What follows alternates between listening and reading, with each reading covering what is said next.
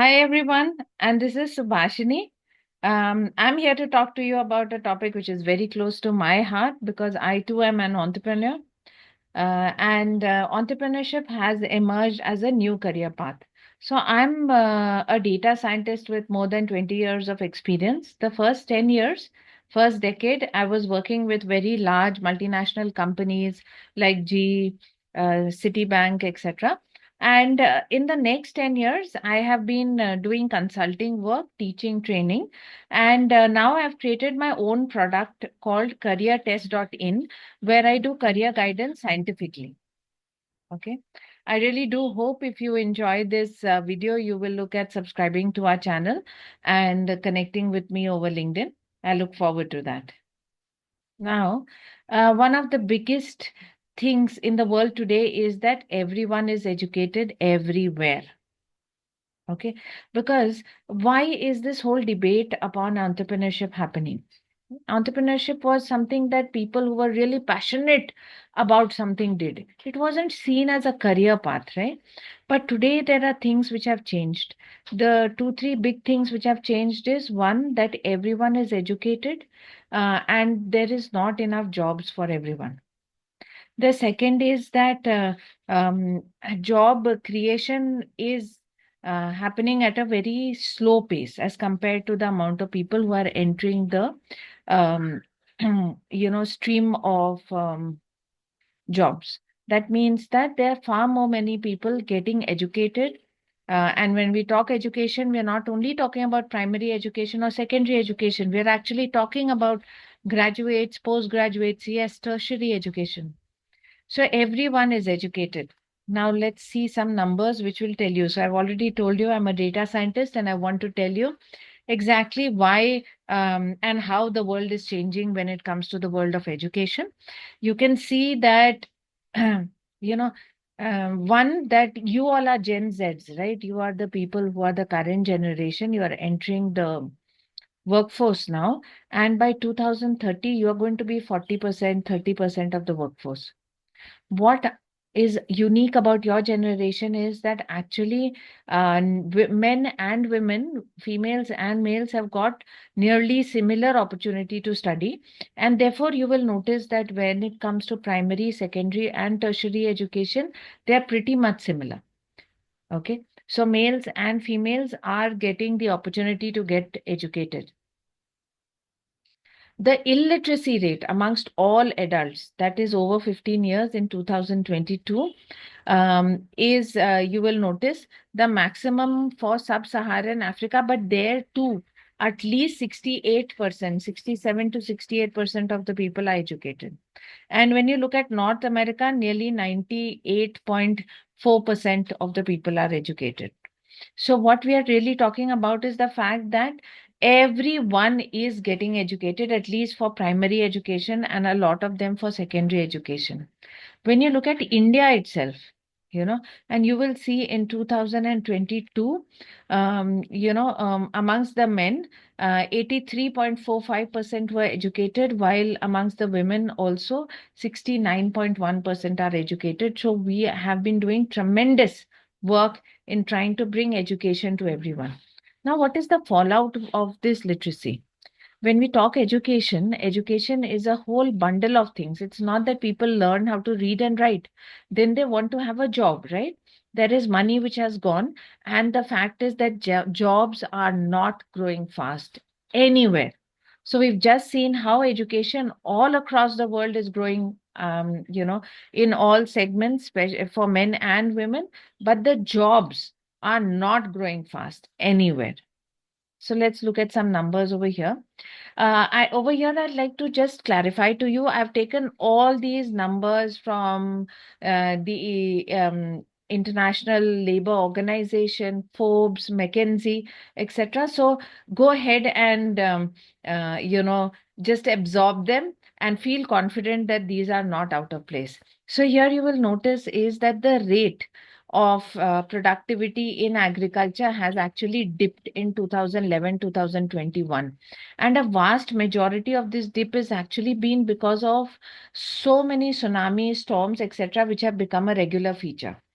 right? Hurricanes, they have become regular features. They're destroying crops because otherwise, all the mechanization, AI, etc., are only enabling us to get better productivity from our land.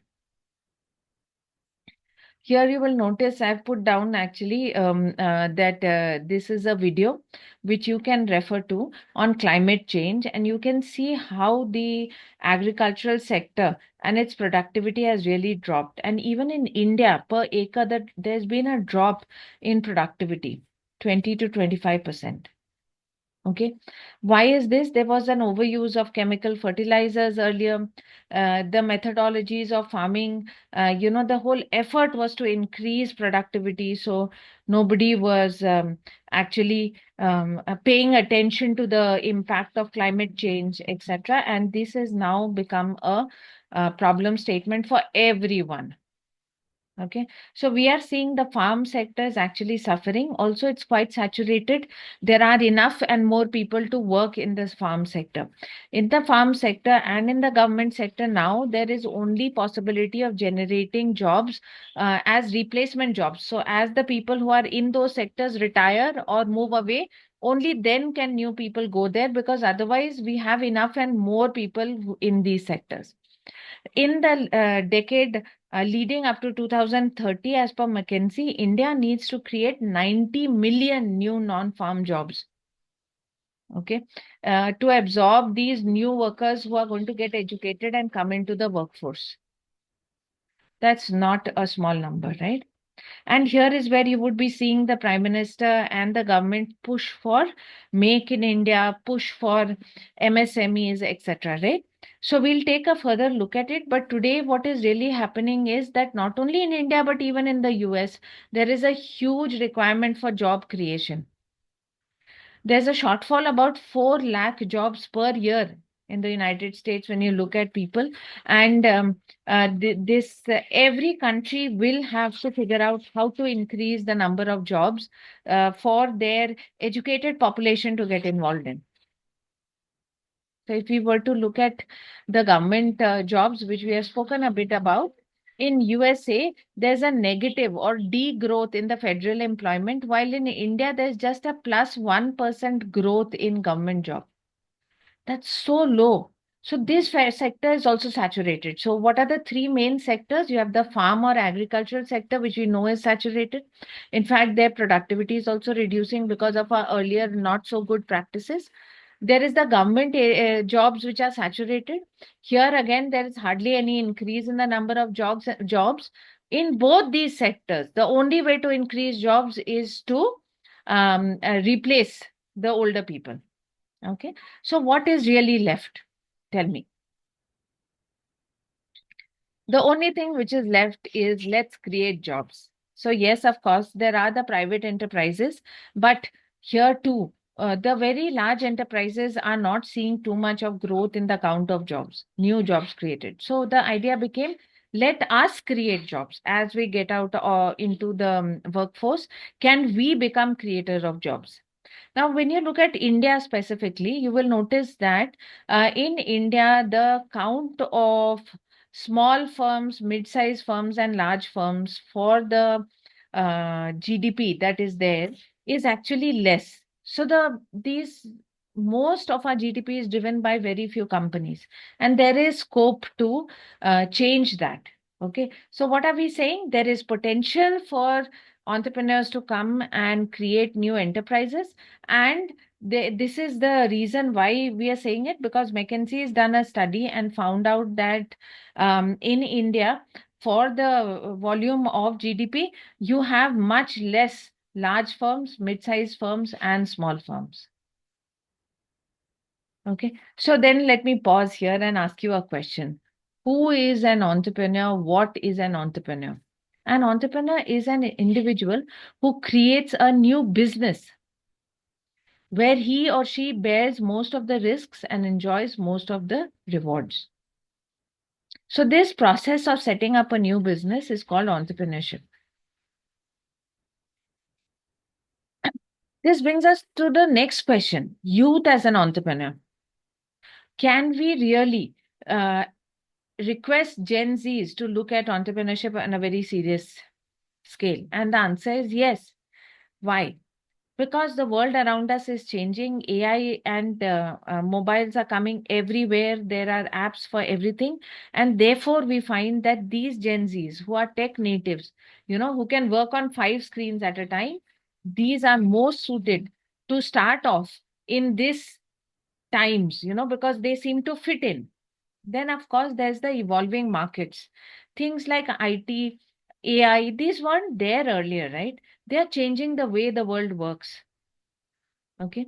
The markets are changing, and this is a generation which fits just in.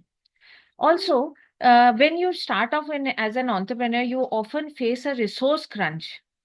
As a young individual where you don't have too many family pressures, that's not very difficult to manage. But as you have a family and your responsibilities outside yourself increase, it becomes difficult for older people to start off on entrepreneurship. Also, there is a high risk, right? This is a high risk, high reward game. And again, the youth have the energy to do it, to generate new ideas, to take the new ideas to market. And they are very, very learning oriented. So the Gen Zs are very adept at learning. All they need is mentorship. They are willing to learn, willing to slog, willing to grow. So the youth is ready to be an entrepreneur. And this is what we would say. Even if some of your ventures don't work out, remember, sometimes you win, sometimes you learn, right? Yeah.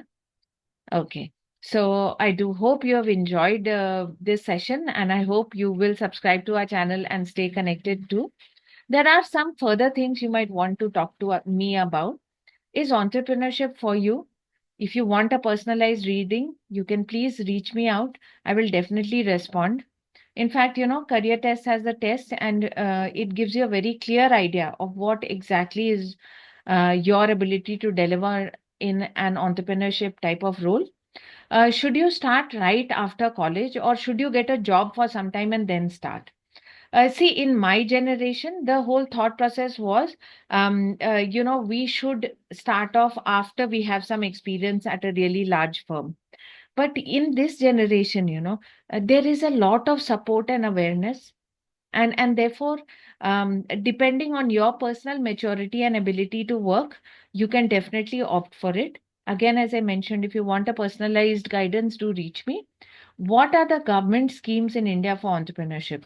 Government of India has also realized that it will not be able to create jobs. Nobody can create the number of jobs required, 90 million jobs required in the next 6 months. Sorry, 6 years. And therefore, you can be, self-reliant by taking on the role of entrepreneurship. I look forward to hearing from you. Goodbye for now.